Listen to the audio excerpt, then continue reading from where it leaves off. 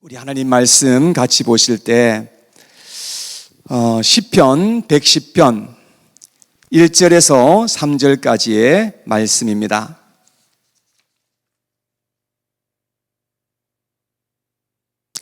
시편 110편 1절에서 3절까지의 말씀, 우리 다 같이 일어나셔서 하나님 말씀 봉독하도록 하겠습니다. 시작.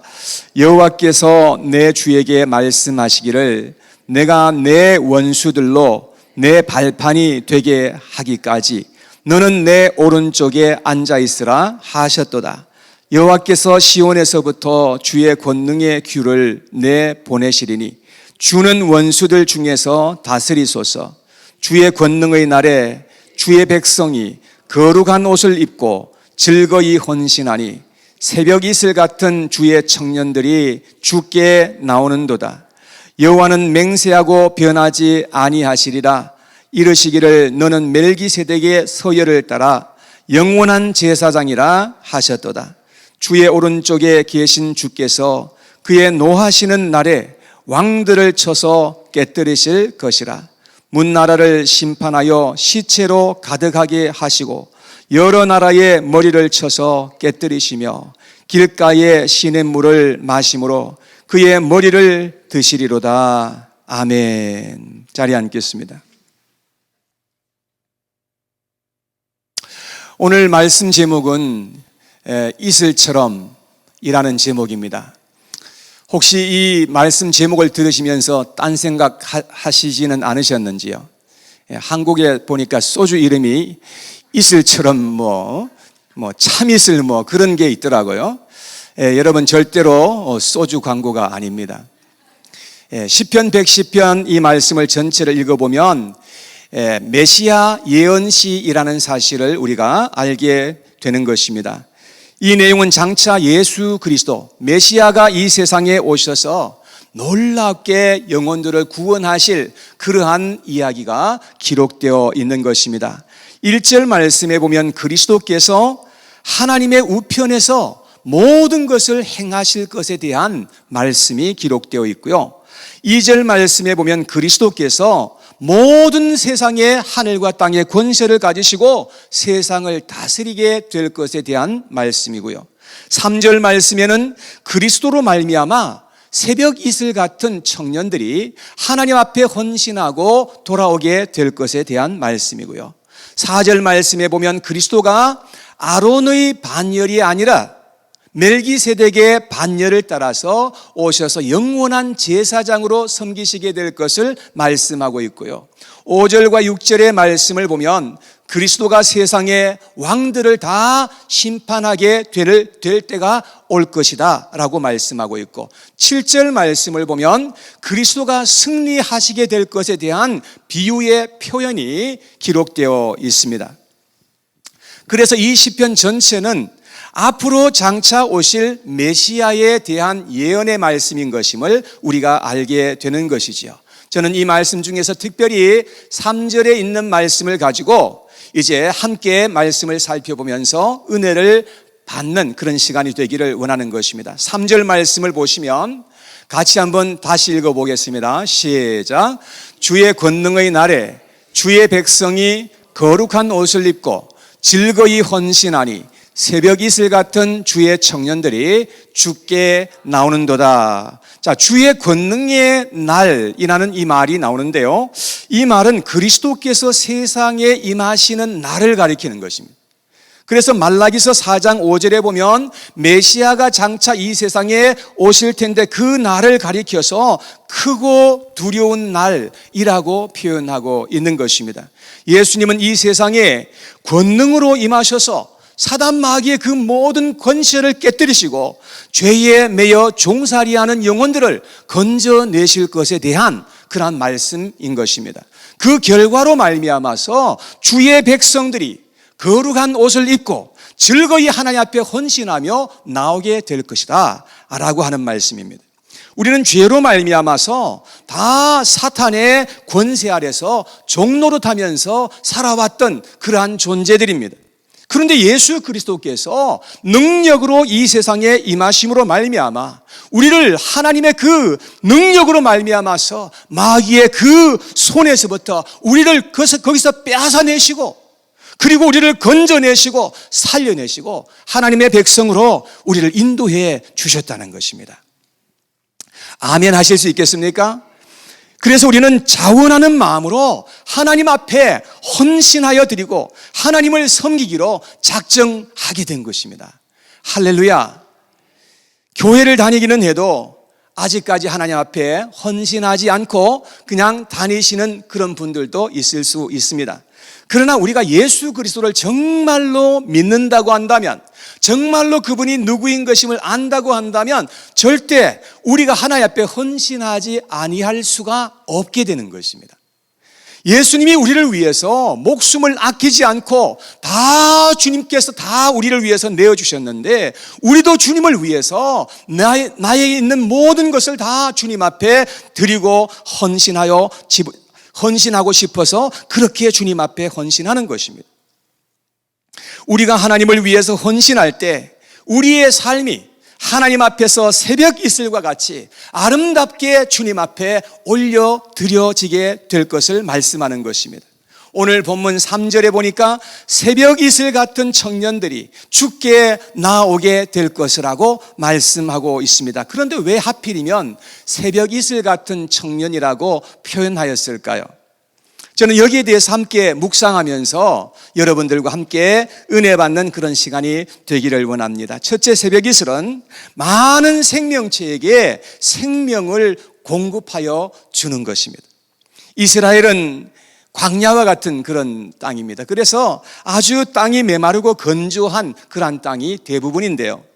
그런데 그런 땅에서 농사를 짓고 식물을 재배하는 것을 볼 수가 있습니다. 어떻게 그렇게 할 수 있는가 하면 이슬이 많이 내리기 때문에 가능한 것입니다.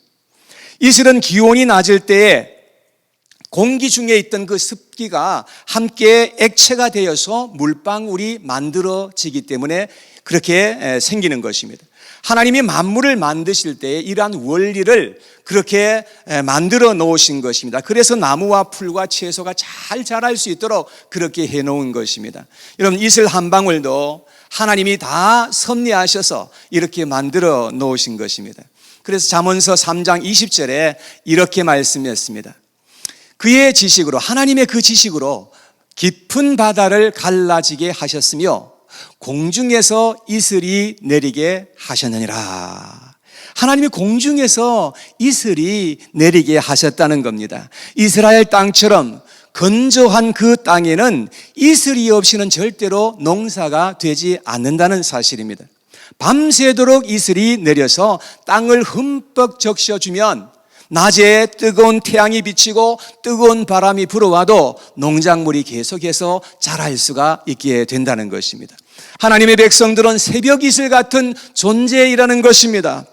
하나님께서 새벽에 이슬이 맺히게 하시는 것과 같이 하나님은 우리를 구원하셔서 새벽 이슬 같은 하나님의 백성으로 만들어 주신다는 사실인 것입니다. 그리고 하나님은 하나님의 백성들이 다른 사람들에게 유익을 주고 생명을 전달하며 살아가는 그러한 존재로 하나님께서 살아가기를 간절히 원하고 계시는 것입니다. 여러분, 믿으십니까? 우리는 이웃에게 유익을 주고 축복을 하며 살아갈 수 있는 그런 존재로 살아가야 한다는 것이죠. 그러면 우리가 어떻게 하면 그렇게 살아갈 수가 있는 것일까요? 이슬 한 방울이 맺어지기 위해서는 수많은 작은 방울들이 모여야 할 수 있는 것입니다. 그래서 이슬이 맺히게 되면, 그리고 때가 되면 이슬이 흘러내려서 땅을 흠뻑 적셔주는 것입니다. 우리 한 사람 한 사람은 별로 대단한 일을 하지 못할 수도 있습니다. 그런데 우리가 함께 모이고 연합하면 우리는 많은 사람들을 유익케 하고 생명을 전달하는 그런 전달자로서 쓰임받을 수가 있게 된다는 것입니다. 그래서 시편 133편 1절과 2절에 보면 형제가 함께 연합하는 것이 얼마나 아름다울지를 우리에게 말씀해 주고 있는 것입니다. 자, 한번 같이 읽어볼까요? 시작. 보라, 형제가 연합하여 동거함이 어찌 그리 선하고 아름다운고 머리에 있는 보배로운 기름이 수염 곧 아론의 수염에 흘러서 그의 옷깃까지 내림 같고. 자, 예수 그리스도를 통해서 생명을 얻은 형제자매가 함께 연합하는 것이 얼마나 선하고 아름다운지를 이렇게 말하고 있는 것입니다. 그것은 마치 아론의 머리에 기름을 부었는데 그 기름이 흠뻑 부어져서 그것이 머리를 타고 흘러내리고 수염을 적셔서 흘러내려서 옷깃을 적시는 것과 같이 그렇게 풍성하고 복된 것임을 말하고 있는 것이죠. 그리고 3절에 이렇게 말씀했습니다. 헐몬의 이슬이 시온의 산들에 내림 같도다. 거기서 여호와께서 복을 명령하셨나니 곧 영생이로다. 헐몬산에서부터 임하는 이슬이 시온의 산들에 내리는 것처럼 그렇게 복되다는 것을 말씀하고 있는 것입니다. 하나님의 백성들은 함께하고 힘을 합하여 섬기는 것이 너무나 아름답다는 것입니다. 각자가 따로 생활하지만 우리가 함께 마음을 모으고 뜻을 모아서 연합할 때에 우리는 큰 일도 감당할 수 있게 된다는 것입니다. 교회를 다녀도 우리가 서로 연합하고 뭉치지 못한다면 선한 영향력을 우리는 행사할 수가 없게 된다는 것입니다. 그러나 큰 일이라 할지라도 우리가 마음을 합하기만 한다면 못할 일이 없게 될 것입니다. 특히 생명 살리는 일은 우리가 함께 힘을 합하고 뜻을 합하여서 함께 일하여야 가능할 수 있는 일이라는 것입니다.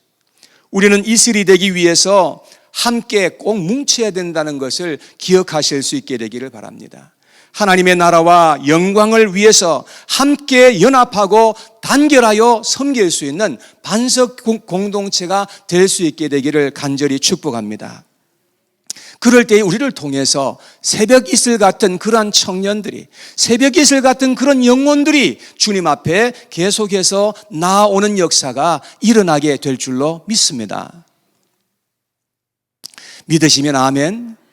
네, 그런 간절한 마음을 가지고 주님 앞에 아멘 하면 얼마나 하나님께서 기뻐하실까, 그런 생각을 합니다. 두 번째, 이슬은 햇볕을 받으면 아름답고 영롱하게 빛을 발합니다. 제가 오늘 아침에 저희 동네에 이제 걷기 위해서 밖을 걷고 있었는데요. 그날따라 조금 늦은 시각에 제가 아침에 그렇게 운동을 했는데 아마 한 8시 30분쯤 된 것 같아요. 그런데 잔디에 맺혀진 이슬에서 반짝거리는 그 빛이 그렇게 아름답고 영롱하게 비치는 것이었습니다. 온 잔디밭이 여기서 반짝 저기서 반짝 보석처럼 빛나는 것이었습니다. 저는 그날 아침에 운동하면서 은혜를 받았어요. 그날 아침에 운동을 하다가 제가 영감을 받아서 이 말씀을 오늘 작성하게 되었고, 그리고 이 말씀 제목도 거기에서 나온 것입니다. 그런데 하필이면 소주 이름을 새벽 이슬처럼이라고 그렇게 지어가지고 참 그렇게 할 게 뭡니까?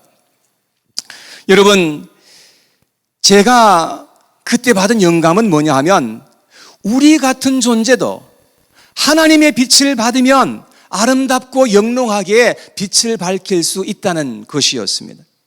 밤새도록 이슬이 맺히지만 빛을 발하지 못합니다. 그러나 태양이 떠오르면 이슬 방울에서 아름답고 영롱한 빛을 발하게 되는 것입니다. 우리와 같은 죄인들도 하나님의 빛을 받으면 아름다운 빛을, 이 세상 어둠 속을 밝힐 수 있게 된다는 사실인 것입니다. 예수님은 우리의 영혼의 태양입니다. 말라기서 4장 2절에 보니까 이런 말씀이 기록되어 있습니다. 내 이름을 경외하는 너희에게는 공의로운 해가 떠올라서 치료하는 광선을 비추리니 너희가 나가서 외양간에서 나온 송아지같이 뛰리라. 여러분, 공의로운 해가 이제 떠올라서 이제 비치게 될 텐데, 그 공의로운 해가 바로 예수 그리스도를 가리키는 것입니다. 예수님은 태양처럼 떠올라서 우리의 영혼을 비추어서 치유하는 광선이 되는 그런 놀라운 빛을 우리에게 밝혀주는 것입니다. 누가복음 1장에 보면 사가랴라고 하는 제사장이 예언하는 말씀이 나옵니다. 78절과 79절에 보면 이렇게 예언했습니다. 이는 우리 하나님의 긍휼로 인함이라. 이로써 돋는 해가 위로부터 우리에게 임하여 어둠과 죽음의 그늘에 앉은 자에게 비치고 우리 발을 평강의 길로 인도하시리로다 하니라. 돋는 해가 위로부터 떠올라서 어둠과 죽음의 그늘에 앉은 자들에게 비치게 될 것이라고 말씀합니다. 우리는 예수 그리스도의 빛을 받을 때에 우리에게 치유가 임하게 되는 것이고 하나님의 은혜가 풍성하게 영원 가득하게 임하게 될 줄로 믿으시기를 바랍니다. 오직 하나님께서 우리의 영혼에 빛을 비추어 주어야만 하는 것입니다. 에베소서 5장 8절과 9절에 보니까 이렇게 되어 있습니다. 너희가 전에는, 여러분 우리는 다 전에 어떤 사람들이었습니까? 어둠이더니, 너희가 전에는 어둠이더니 이제는 주 안에서 빛이라. 빛의 자녀들처럼 행하라. 빛의 열매는 모든 착함과 의로움과 진실함에 있느니라. 우리는 어둠에 속하여 살았던 그러한 존재들이었습니다. 그런데 이제 예수 그리스도의 빛을 우리가 받게 되면 빛의 자녀로 거듭나는 그런 역사가 일어나게 된다는 것입니다. 사랑하는 여러분, 예수님의 빛을 꼭 받으시기를 축복합니다. 그리고 계속해서 예수님의 빛을 사모하시고 우리는 계속해서 구하여야 하는 것입니다. 예수님이 우리의 참 빛이시기 때문에 그렇습니다. 우리는 한순간이라도 예수님의 빛을 받지 못하게 되면 그러면 빛을 비출 수가 없게 되는 것입니다. 며칠 전에 일식이 있었는데요. 아마 다 아시겠지만 해와 달과 지구가 일직선상에 놓이는 그런 현상을 말하는 것입니다. 그 순간에 대낮이었지만 잠시 온 지구에 어둠이 쫙 깔리게 되었던 것입니다. 달이 태양을 가릴 때에 이런 현상이 나타나게 되는 것입니다. 여러분, 그와 같이 죄가 하나님과 우리 사이를 가로막고 있으면 우리의 삶에 어둠이 임하게 될 수밖에 없다는 것입니다. 그래서 우리는 하나님 앞에서 죄를 회개하여 하나님 앞에 간절하게 구하는 삶을 살아야만 한다는 것입니다. 그래야 우리가 하나님의 그 놀라운 빛을 받을 수가 있기 때문에 그렇습니다.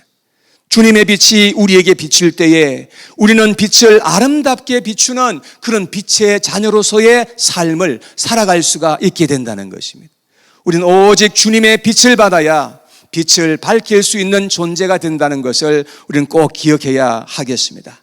그래서 우리는 주님의 얼굴빛을 항상 사모하며 그 얼굴빛을 우리에게 비춰주시도록 그렇게 주님 앞에 기도해야 한다는 것입니다. 자, 마지막 세 번째, 이슬은 햇볕에 의해서 빛나기도 하지만 햇볕에 의해서 마르고 사라지게 된다는 사실인 것입니다. 이슬은 잠시 있다가 햇볕이 뜨겁게 쪼이게 되면 다 사라지게 되는 그런 존재입니다. 하나님은 우리를 살게도 하시고 데려가기도 하시는 분이십니다. 침례 요한은 광야의 소리처럼 살다가 간 사람입니다. 소리는 우리의 귓전에 울리고 잠시 울리고 그 뜻을 전달한 다음에 사라져 버리는 것입니다. 우리도 잠시 이슬이 맺혀서 땅을 적시고 빛을 밝히다가 사라지는 것처럼 우리도 그러한 존재로 이 세상을 살아간다는 것을 기억해야 할 필요가 있는 것입니다. 우리는 이 땅에서 잠시 살다가 가는 그러한 인생이기 때문에 고귀한 삶을 살도록 하나님께서 인도하여 주시는 것입니다.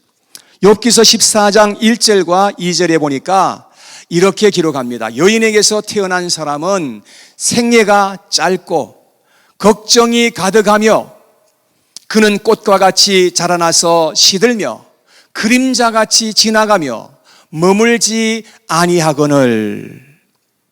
우리의 인생이 얼마나 짧은지에 대해 이렇게 말하고 있는 것을 볼 수가 있습니다. 다윗은 하나님 앞에 기도할 때 참으로 지혜로운 기도를 하였던 것을 볼 수 있는데 시편 39편 4절에 다윗이 기도한 내용입니다. 여호와여 나의 종말과 연한이 언제까지인지 알게 하사 내가 나의 연약함을 알게 하소서.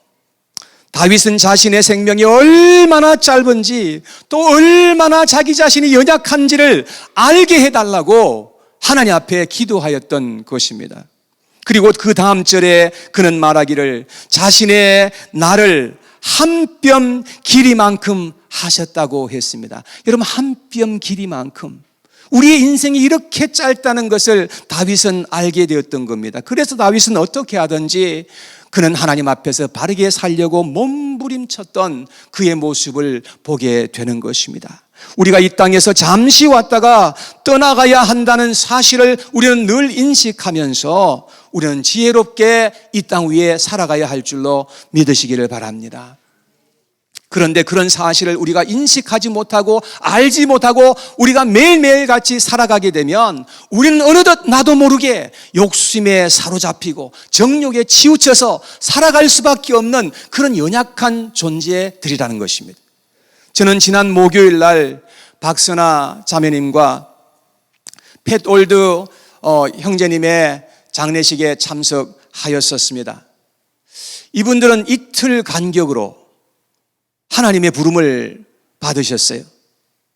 박선아 자매님은 이제 아마 곧 임종하실 것에 대한 것을 우리 예상했던 바이지만, 그러나 팻 올드 형제는 그렇게 될 것을 아무도 예상하지 못했던 것을 우리는 압니다. 여러분, 우리의 인생은 언제 세상을 떠나게 될지 아무도 알지 못한다는 사실인 것입니다. 그래서 우리는 지혜롭게 살도록 우리의 인생이 늘 어떠함을 생각하면서 이 세상을 조심하여 살아가야 한다는 것입니다. 그래서 지혜자는 잔치집에 가는 것보다 초상집에 가는 것이 더 지혜롭다고 그렇게 우리에게 말씀해 주고 있습니다. 여러분, 잔치집에 가보세요. 그냥 희희낙낙하다가 그냥 그것으로 끝나고 그냥 마는 것입니다. 그러나 초상집에 가게 되면 인생이 얼마나 허무하다는 사실을 다시 한 번 더 생각하게 되고, 그래서 우리의 인생을 돌아볼 수 있기 때문에 초상집에 가는 것이 그렇게 복되다고 말하고 있는 것입니다. 여러분, 우리는 주님이 이 땅에 지금까지 우리를 남겨두셨기 때문에 지금 우리가 이렇게 살아있다는 것을 우리는 기억해야 할 필요가 있습니다. 우리는 주님이 허락하시는 삶을 살다가 언제든지 주님께서 부르시면 주님께로 우리는 다시금 돌아가야 하는 그러한 인생이기 때문에 우리 이 땅 위에 사는 동안 새벽 이슬처럼 살다가 주님 앞에 갈 수 있는 그런 인생이 다 될 수 있기를 간절히 축복합니다. 이슬은 아주 맑고 깨끗합니다. 우리의 영혼도 이슬처럼 맑고 깨끗하게 되어서 우리 하나님 앞에 그렇게 살도록 해야 한다는 것입니다. 주님께서 우리에게 말씀하시기를 마음이 청결한 자는 복이 있다고 그렇게 말씀을 하셨습니다. 우리 날마다 하나님의 그 능력의 말씀으로 우리의 영혼을 닦아내고 씻어내어야 합니다. 그리고 기도를 통해서 우리의 영혼을 강건하게 지켜갈 수 있도록 기도의 삶을 우리가 착심하여 살아야 합니다. 이슬은 많은 수분이 함께 모여서 만들어지는 결정체입니다.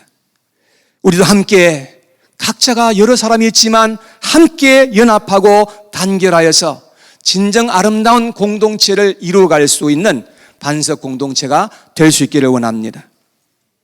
심지어 한 가정도 함께 연합하지 못하면 냉랭하고 얼어붙게 되는 것입니다.